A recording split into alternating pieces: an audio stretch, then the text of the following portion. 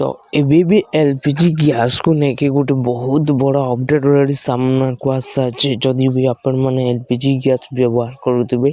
कि आग को भी एमती एलपीजी गैस व्यवहार करने चाहते कि एलपीजी गैस आने चाहते कि एलपीजी कंडीशन अन्य किसी सहायता करने चाहते आपण मैंने वीडियो को निश्चित भाव में देखो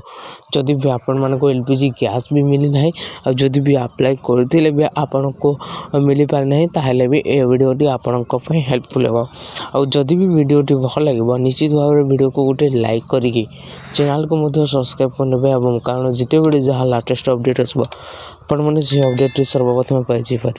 चलते यार विषय आज फटाफट जाना। तो आपण माने जगह रे देखि पारथुबे माने एलपीजी डिलीवरी माने म्यानमार रे माने एलपीजी कनेक्शन थिले मध्य आपण मानको किछि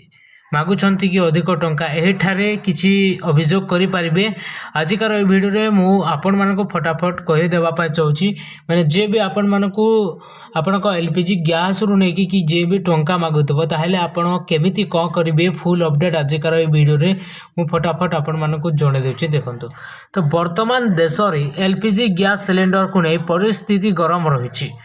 रिफिल बुक करबा पई अपेक्षा अवधि मध्य वृद्धि करा जायछि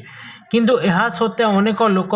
डेलीवरी नहीं असुविधार सम्मुखीन होउछंती कि किछि स्थान रे बुकिंग पर मध्य सिलेंडर ठीक समय रे पहुंची पार नाही माने किछि किछि जगह रे पहुंची पार नाही किबा अन्य स्थान रे डेलीवरी कर्मचारी माने अतिरिक्त टंका दाबी करबा आरंभ करछंती किंतु अनेक ग्राहक कहंती जे सिलेंडर बुक करबा परे मध्य से मानक दीर्घ समय अपेक्षा करबा को पड़ुची।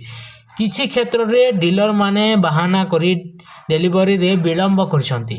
माने जोटा कि आसीबा पई मध्य विलंब होछि। एही समय रे किछि लोक रिपोर्ट करंती जे सिलेंडर बदल रे से मानको स्थिर करी मूल्य ठारू किछि अधिक देबा को कहा जायछि। ए जो सोशल मीडिया रे मध्य ए परि अभियोग गुड़िक द्रुत गति रे सामना को आसुछि माने लोक माने खोला खोली भाव रे कहउछंती जे बुकिंग करबा सते से माने से मानकर गैस जोगाण पाउनाहंती। ए परिप्रेक्षी प्रश्न अनिवार्य भाव में उठे जदि गैस एजेंसी गुड़िक मन इच्छा कार्य करने आरंभ करती तेबे साधारण ग्राहकों केउ विकल्प उपलब्ध रही।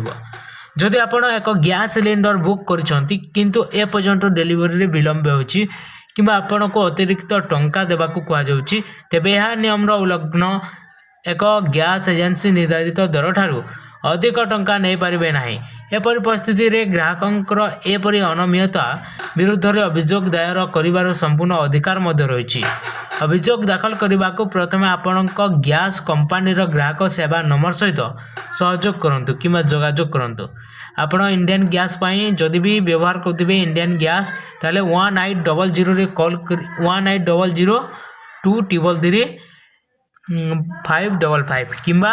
7718955555 एचपी गैस पाई 1800 ता सहित किंबा 9493602222 एवं भारत गैस पाई 1800224344 किंबा 7715012345 रे कॉल करि पारबे एवं कॉल करिकी किछि अभियोग मध्य करि पारबे किंतु एठारे आपनकर अभियोग पंजीकृत होए किंबा अधिक तदंत पाए पठा जाए जेते बेले आपण सरकारी हेल्पलाइन माध्यम रे अभियोग दाखल करंती कंपनी संपूर्ण मामला तदंत करे जदि डीलर को दोष प्रमाणित हुए तेबे यह घटे। एपरि परिस्थिति अपराधी विरोध में कठोर कार्यानुष्ठान निया जाय पारे। तेणु जदि आपण को अतिरिक्त टंका मंगा जाउछि किंबा आपण को वितरण रे अनियमितता हेउछि तेबे नीरव रहिबा परिवर्ते तुरंत अभियोग दाखल करबा अधिक उपयुक्त पदक्षेप होय पारे। यह केवल आपण को नुहे बरम भविष्य रे अनेक को मध्य आश्वस्ति देव ए जगह रे किछि भविष्यवाणी मध्य ठीक करी रखिबा। आयो बाजिकार ए वीडियो रे आपण माने सब किछि इन्फॉर्मेशन बुझी बाचंती जदि भी आपण को वीडियो टी भल लागिछि निश्चित भाव में वीडियो को गोटे लाइक करिकि चैनल को मध्य सब्सक्राइब करनेबे एवं बहुत मात्रा रे ए वीडियो टी को शेयर करिवे। आ जदि आगो को एमिति किछि अपडेट वीडियो पाइबा चाहछन्ते हमर चैनल माध्यम रे जोड़ी के रहिथिबे।